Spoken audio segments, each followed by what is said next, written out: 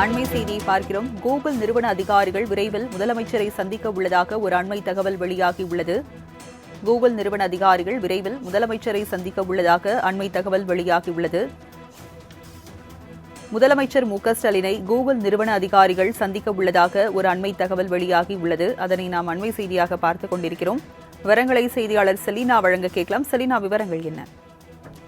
முதலமைச்சர் மு.க.ஸ்டாலின் 2020ஆம் ஆண்டிற்குள் தமிழ்நாடுடைய பொருளாதாரத்தை 1 டிரில்லியன் அமெரிக்க டாலர் அளவிற்கு உயர்த்த வேண்டும் என்பது லட்சிய இலக்காக நிர்ணயித்து தொடர்ச்சியாக தொழில் முதலீட்டாளர்கள் மாநாடு உள்ளிட்டவைகளை ஏற்படுத்தி வருகிறார். தமிழ்நாட்டிலும் மலேசியா, சிங்கப்பூர், ஜப்பான், அதே போல அரபு நாடு, பிரான்ஸ் ஆகிய நாடுகளுக்கும் முதலீட்டாளர்கள் மாநாடுகளை நடத்தி அவற்றின் மூலமாக ஏற்கனவே 9,61,000 கோடி ரூபாய்க்கான முதலீடுகளை ஈர்த்திருக்கக்கூடிய நிலையில் இது தொடர்பாக தொடர்ச்சியாகவே முதலமைச்சரின் அறிவிப்பிற்கு அடுத்தபடியாக உலக புகழ்பெற்ற கூகுள் நிறுவனம் தலைமை அலுவலகம் தமிழகத்திற்கு அமைப்பது தொடர்பாக ஏற்கனவே தொழில்துறை அமைச்சர் இது தொடர்பாக பேசி வந்த நிலையில் இந்த பேச்சுவார்த்தையின் பயனாக கூகுள் நிறுவன அதிகாரிகள் தமிழ்நாட்டில் இந்த நிறுவனத்துடன் இணைந்து கூகுள் பிக்ஸ் செல்போன் தயாரிக்கும் தொழிற்சாலையை அமைக்க முன்வந்திருப்பதாகவும் கூகுள் நிறுவன அதிகாரிகளுடன் முதலமைச்சர் மு.க.ஸ்டாலின்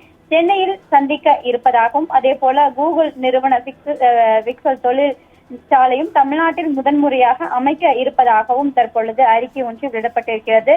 முதலமைச்சர் மு.க.ஸ்டாலின் விரைவில் சென்னை வர இருக்கக்கூடிய கூகுள் நிறுவன அதிகாரிகளை நேரில் சந்தித்து பேச இருப்பதாகவும் இதன் மூலம் சென்னைக்கு அருகில் கூகுள் பிக்சல் தயாரிக்கும் தொழிற்சாலை உருவாக்குவதாகவும் அதே போல இதன் மூலமாக பல்வேறு இளைஞர்களுக்கு வேலை வாய்ப்பும் வழங்கப்பட இருப்பதாகவும் தகவல் தொழில்நுட்ப துறையில் உயர்கல்வியை பெற்றிருக்கக்கூடிய தமிழ்நாடு இளைஞர்களுக்கு வேலை வாய்ப்பு கிடைக்க இது ஒரு வழிவகைக்கும் என்றும் முதலமைச்சர் மு.க.ஸ்டாலின் தற்பொழுது அறிக்கை ஒன்றை வெளியிட்டிருக்கிறார்.